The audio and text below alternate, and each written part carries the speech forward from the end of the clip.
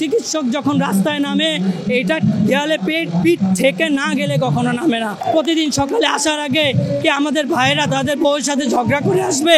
আমাদের সাথে যে প্রহসনের প্রজ্ঞাপন দেওয়া হয়েছে যে একজন ডাক্তারের বেতন কিভাবে 25,000 টাকা হতে পারে, তার সাথে 5,000 টাকা ভিক্ষা দিয়ে তারা 30,000 করে বলছে যে আমাদের এই দাবি তারা আর মানবে না। কেন মানবে না? যেখানে আমাদের দাবিকে বলা হয়েছে যৌক্তিক, যেখানে সরকারের উপদেষ্টা লেভেল থেকে শুরু করে সার্জিস আলম প্রধান সমন্বয়ক যারা ছিলেন জুলাই বিপ্লবের, তাদের যে স্পৃহা, তারা যেখানে আমাদের সাথে একাত্মতা প্রকাশ করেছে, বলেছে আমাদের ন্যূনতম 50,000 টাকা ভাতা বা আমাদের নবম গ্রেডে আমাদের যে বেতন ভাতা সাথে সকল সুযোগ সুবিধা সহ পে স্কেলের সাথে ইনক্রিমেন্ট সহ সবকিছু দেওয়ার জন্য। সেখানে আমরা জানি আমলা লীগ দেশের সবার বিরুদ্ধে একটা ষড়যন্ত্র করছে। তারা আমাদের এই দাবিটা মানতে চাচ্ছে না, তারা এই জিনিসটা অ্যাপ্রুভ করতে চাচ্ছে না। আমরা জানি তারা এটা বিতর্কিত করতে পারলে রাষ্ট্রকে অন্যদিকে নিয়ে যেতে পারবে। আমরা যারা দেশে চিকিৎসক যখন রাস্তায় নামে এটা দেয়ালে পিঠ থেকে না গেলে কখনো নামে না। আপনি বলছেন 30,000 টাকা বেশি, আমি যেখানে থাকি সেখানে বাসা ভাড়া 20,000 থেকে 60,000 পর্যন্ত আছে। আমি সর্বনিম্ন 20,000-এ থাকি, আমি বাকি 5-10,000 টাকা আমি কি খাবো, নাকি আমার যে সন্তানদের আমি কোনো কিছু কিনে দিব, নাকি আমার স্ত্রীর ভরণ পোষণ, নাকি আমার মা বাবাকে কিছু দিব?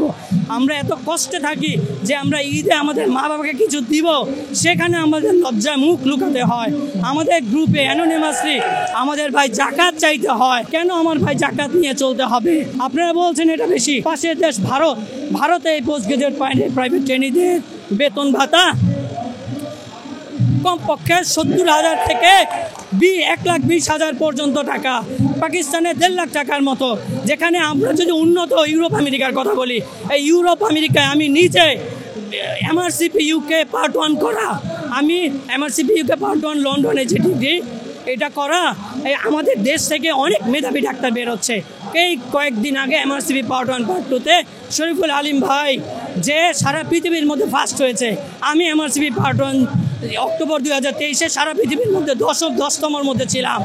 তো আমাদের এই ভালো ডাক্তারগুলা, আমি যদি ইউকে যাই, এখন আমি ট্রেনিংয়েই থাকি, এই ট্রেনিংয়েই আমার বেতন হবে কমপক্ষে 3.5 লাখ থেকে 4 লাখ টাকা।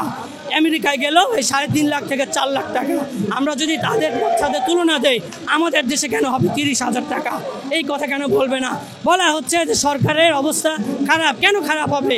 আপনারা জানেন post graduate private trainee doctor কারা? আমরা যারা MBBS একটা ডিগ্রি অর্জন করেছি, গ্র্যাজুয়েশন পাস করেছি, গ্র্যাজুয়েশনের পরে কেউ কখনো কোনো কম বেতনে বা বিনা বেতনে খাটতে পারে না।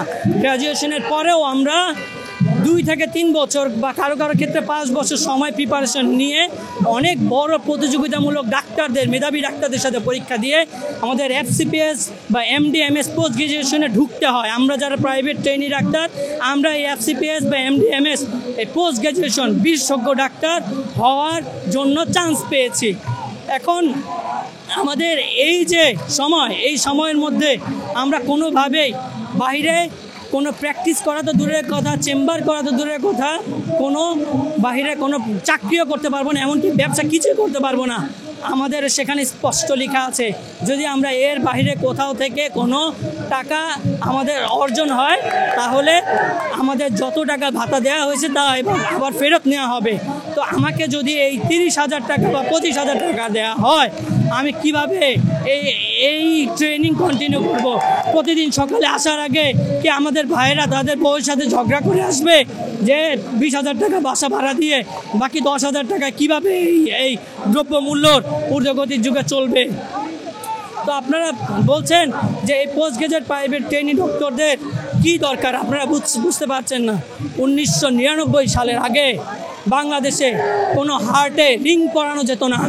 এই পোস্ট গ্রাজুয়েট যে ডক্টররা, তারা আসার পরেই আমরা এখন বাংলাদেশে মাত্র 70,000 টাকা থেকে 1.5 থেকে 2 লক্ষ টাকা, 1.5 লক্ষ টাকায় সরকারিতে বা 2 থেকে 3 লক্ষ টাকায় প্রাইভেটে আমরা এটা বাংলাদেশেই করতে পারতেছি। কিন্তু 1999 সালের আগে যখন এই পিসিআই যেটা বলি হার্টের রিং পরানো হতো, তার জন্য দেশের বাইরে ইউকে, আমেরিকা, ইন্ডিয়া যাওয়া হতো।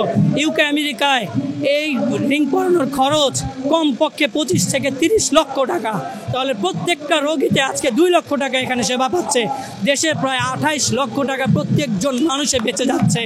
এরকম 1 লক্ষ মানুষের যদি রিং পরানো হয়, এভাবে বিলিয়ন বিলিয়ন ডলার দেশের বাইরে যাওয়া থেকে বেঁচে যাবে। এখন আমি যদি এই 5 বছরে ভালোভাবে পড়াশোনা না করে, ভালোভাবে ট্রেনিং না করে কিভাবে রিং পরাতে হয়, কিভাবে কিডনি ট্রান্সপ্লান্ট করতে হয়, কিভাবে লিভার ট্রান্সপ্লান্ট করতে হয় না জানি, আমার প্রত্যেকটা রোগী দেশের বাইরে চলে যাবে। দেশের বিলিয়ন বিলিয়ন ডলার দেশের বাইরে চলে যায়।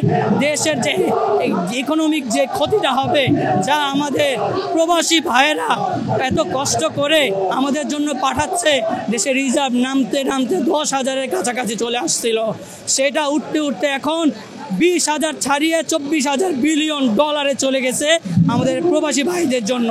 তারা এত কষ্ট করে আমাদের টাকা পাঠায়, আর আমরা চিকিৎসার নামে দেশের সেবা উন্নত না করে আমরা দেশের বাইরে রোগী পাঠাই, ইন্ডিয়ায় রোগী পাঠাই।